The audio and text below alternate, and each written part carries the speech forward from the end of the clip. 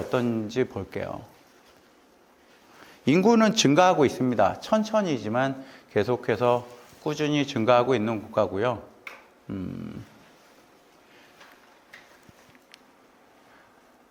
도심 지역에 있는 인구에 비해서 거주하는 인구들이 상당히 인구가 옆으로 펴져 있고, 인구 많은 지역, 이것도 조금씩 바뀌더라고요.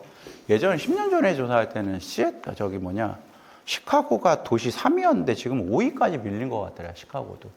그런 조사들은 있는데, 검색하시면은 다 나와요. 나오는데 왜 하냐면, 인종에 따라서 먹는 음식이 확실히 다른 것 같고요. 주별로 인종에 다르게 분포하는 데서는 어떤 음식을 주로 먹느냐도 우리 브랜드에서 굉장히 유리한 것 같아요. 그래서 저는 종교에 대한 분도도 좀 보는데 인종의 구성에 대한 걸 보거든요. 그러면 여러분들 이렇게 미국이 아닌 아시아를 조사한 데 보면 선국가들 있잖아요. 선국가들은 종족이 되게 많아 보여요. 실제로는 이쪽은 거의 한종족입니다. 말레이시아, 인도네시아, 필리핀 같은 종족입니다. 말레이족입니다. 네. 종족이 같다라는 건 식생활이 굉장히 유사하다라는 거거든요. 그런 거 볼 때도 종족 구성비를 봐요. 종교를 보는 이유도 아까 필리핀 같은 경우에는 위에는 천주교, 아래는 무슬림이에요. 섬이. 이 만다니오 섬 아래쪽은 무슬림이고 위는 천주교예요. 그러니까 분쟁 국가예요. 종교 분쟁하는 국가입니다. 그래서 세프도 그래서 제가 보면 위험한 데인데 그럴 수 있어요. 그래서 종교에 대한 센서스는 보되 어떤 거 보냐, 어떤 인종이 어떤 지역에 집중해서 포진해 있는지는 꼭 한번 들여다보시기 바라요. 그게 보면 재밌어. 제가 이렇게 얘기하면 있어요. 구글에 검색하면 인종 분포에 따른 지도 색깔이 이렇게 쭉 나옵니다. 확실히 흑인이 남부에 많지 않은 게 이렇게 눈에 들어오더라고요. 백인 인구가 준다는 거 있고요. 고령 인구의 급상승은 미국만 문제가 아니라 우리나라도 문제죠. 요즘 의학 분업 때문에도 굉장히 힘들어하지만 미국도 고령 인구가 굉장히 높게 올라가고 있습니다.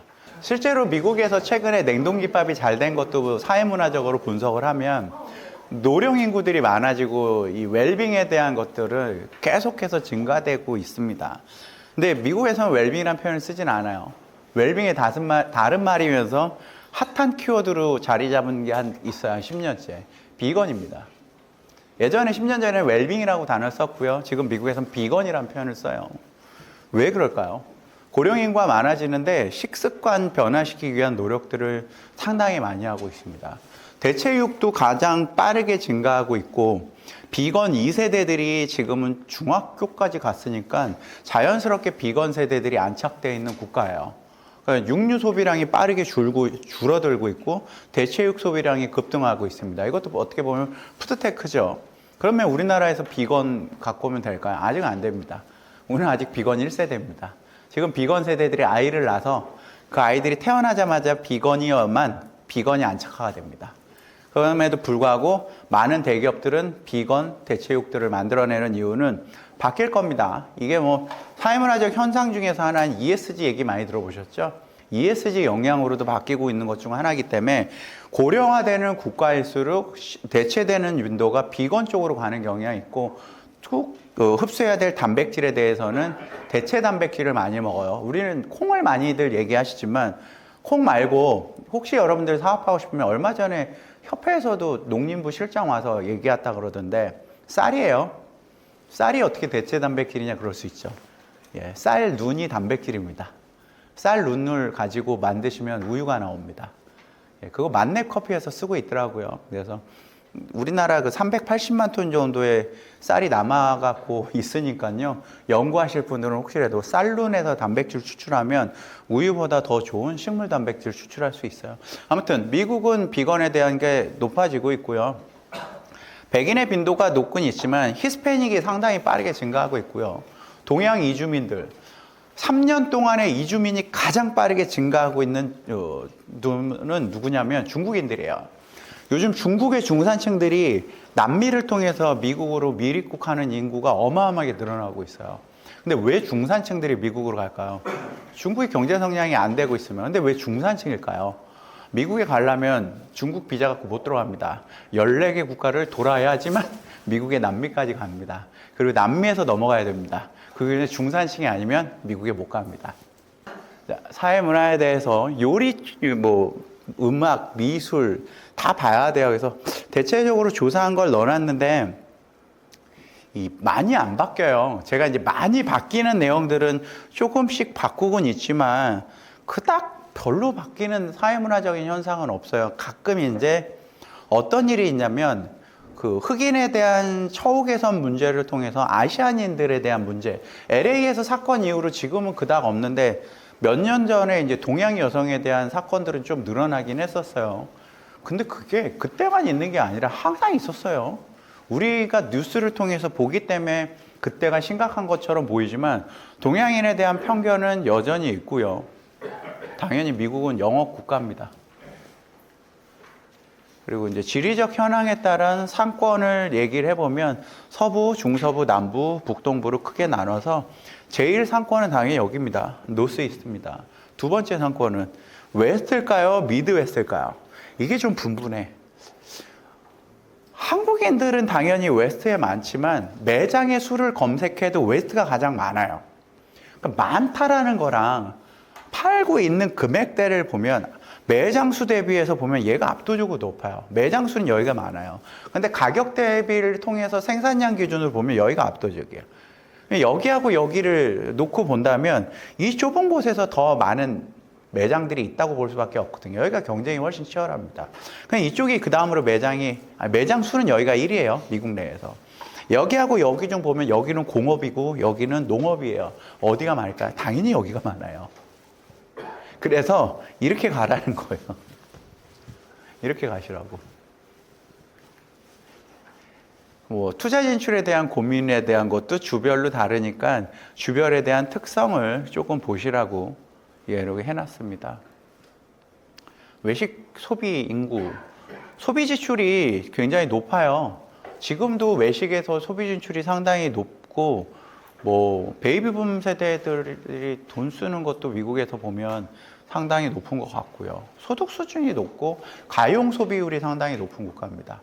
그러니까 소득만 높아갖고는 안 되거든요. 가용 소비라 그래가지고 내가 그 저축을 또는 부채를 감고도 쓸 수 있는 돈이 얼마나 되냐 이걸 봐야 되는데도 불구하고 소비 인구가 상당히 높은 게 또 미국입니다. 성향에 대해서는 몇 년 전부터 아마존도 마찬가지지만 남성 소비자들이 급부상하고 있어요. 온라인에서. 오프라인에는 여전히 여성이 압도적으로 높고요. 온라인에서 높게 성장하고 판매 추세는 남자들이 사고 있어요. 그게 지금 보면 중국 화장품 시장이 그렇거든요. 20대 남성 소비가 상당히 높습니다. 화장품이. 중국이. 그런 거 좀 들여다보셔야 되고 가상결제 시스템은 확실히 늘어나고 있는 게 보여요. 눈에. 미국은 가상결제 시스템이 왜 도입이 우리보다 늦을까요? 그런 고민들 많이 안 해보세요? 항상 그죠. 미국은 왜 안 할까? 팀 문화가 첫 번째였어요. 가상결제를 했을 때 팀 문화를 어떻게 해? 중국은 팀 문화가 없죠. 그래서 가상결제 속도 굉장히 빠릅니다. 가상결제 1위는 중국이에요. 제가 8년 전에 중국 갈 때 진짜로 시골에 갔는데 과일 때문에 농림부하고 같이 갔다가 진짜 돈 아무도 없이 서로 과일을 보고 길거리에서 목말라서 먹고는 어떻게 해. 그럴 때 다 길거리에서도 페이가 됐던 국가는 중국밖에 없어요. 중국은 그렇잖아요. 무궁화 타다가 이렇게 단계별로 열차를 탄 게 아니라 무궁화 타다가 바로 KTX로 간 국가. 중간이 없어요. 특히나 이제 푸드테크에 제가 강국이라고 하고 기회가 되면 원래 오리엔트에 참 얘기하려는데 저희 끝나고 어느 한 국가를 타겟팅해서 갈 겁니다. 그럴 때 황교안 대표님이 중국 얘기하시더라고. 그렇죠? 황교안 대표님이 중국을 보여주고 싶으시대요. 제가 그렇게 들었어요. 그리고 여기 강의하시는 분들이 국가마다 강세가 있기 때문에 각 국가의 그 바이어 소개라든가 그 국가의 관련 협회 소개라든가 해줄 거예요. 물론 그때는 소수정예로 가셔야 되고 그게 아니라 같이 가실 거면 나도 중국이에요. 가상결제 시스템에 대한 것도 좀 들여다보시고요. 그 개인화된 스페셜한 경험과 서비스, 이건 마케팅 측면인데 소비는요. 외식도 마찬가지예요. 외식은 제가 계속 어디 가서 얘기하자면 서비스예요. 제품은 부수적으로 보여지는 거고 경험을 강조하는 서비스제입니다. 완벽한 서비스제예요. 이 서비스제는 경험을 하지 않는 이상 어때요? 판단할 수가 없어요. 그런데 경험을 한 고객들은 더 높은 서비스를 경험하려고 하는 게 있습니다. 이게 무슨 얘기일까요? 프랜차이즈 회사들이 골치 아파하는가 하는 프랜차이즈는 표준화된 것들을 전 세계에다 주려고 합니다. 이게 예전에는 맞았어. 예전 이론은 그랬어요. 지금 바뀌었습니다. 미국도 바뀌었고요. 표준화된 서비스에서를 강화할 수 있는 것들을 체크합니다. 우리가요, 이것들을 쉽게 예를 들면 비행기를 탈 때 이코노미와 비즈니스나 퍼스트가 있으면 돈이 있으면 다 퍼스트 타고 싶죠. 그리고 내릴 때 퍼스트를 보여주죠. 이게 마케팅이거든요.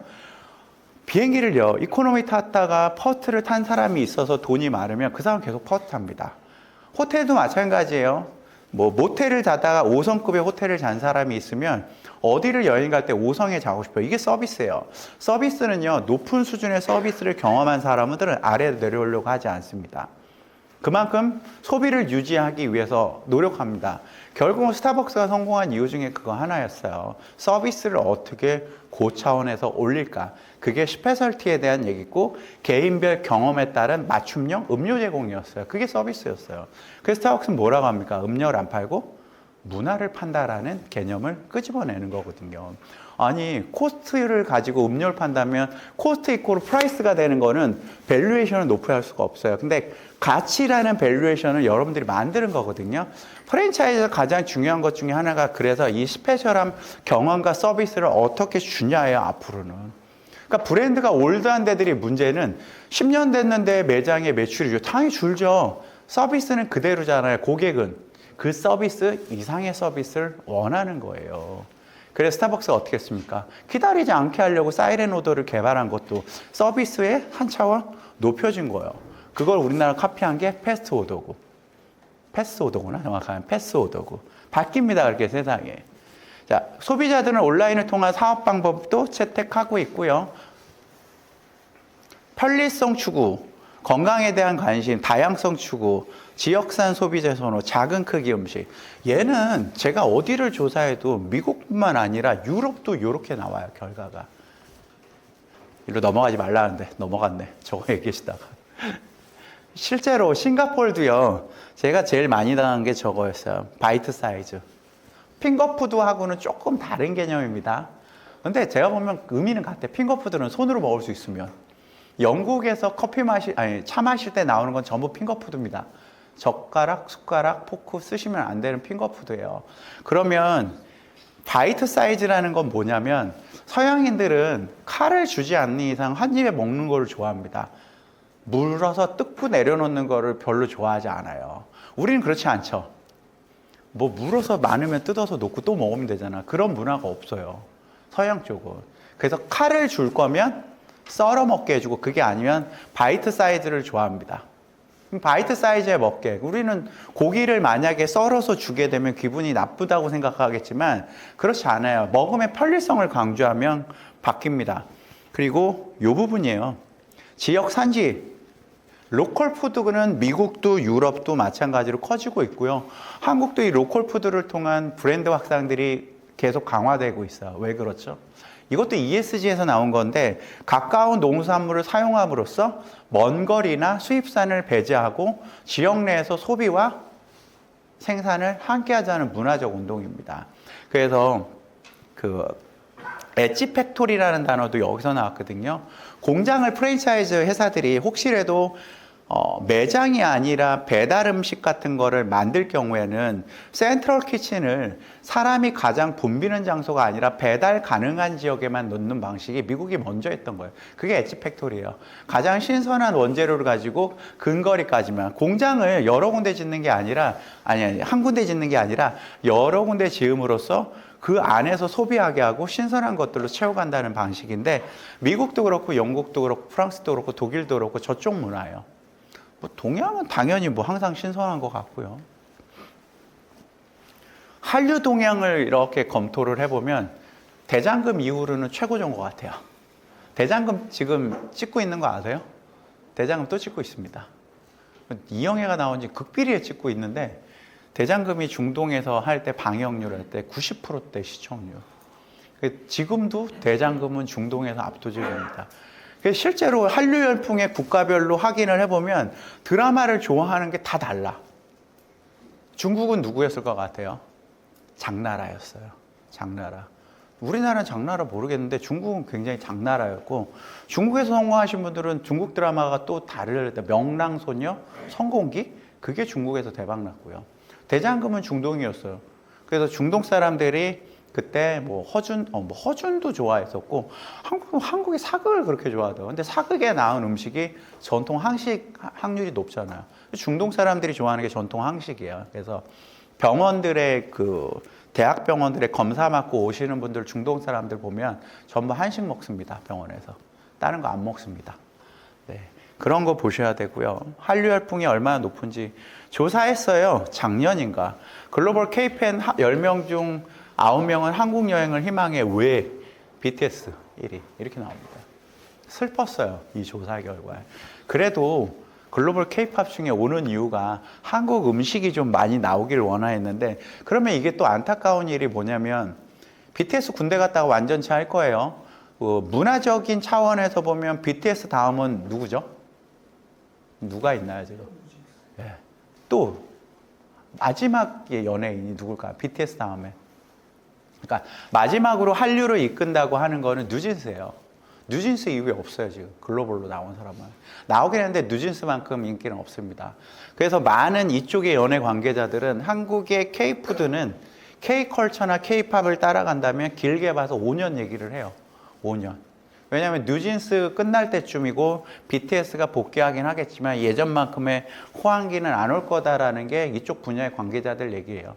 물론 그걸 조사하신 분들은 아직까지는 없지만 그때도 그랬어요. 대장금이 그렇게 잘 되고 나서 한국 브랜드들이 막 나갈 것 같았지만 중동에 막상 진출했던 브랜드들은 일본 브랜드였어요. 일본 브랜드들이 한식을 했습니다. 지금도 마찬가지고요. 일본 브랜드들이 한식합니다. 그래서 10년 전에는 중국 브랜드들이 김치 주고는 김치가 한국 거가 아니라 중국 거라고 우겼어요. 요즘은 이제 그러면 욕먹지만. 근데 제일 안타까운 게 여전히 중동이 개척을 못하고 있다는 거, 한국 브랜드들이. 중동 진짜 돈 많이 벌 수 있는 땅임에도 불구하고 중동 진출을 굉장히 까다롭게 봅니다. 한류 동향에 대한 것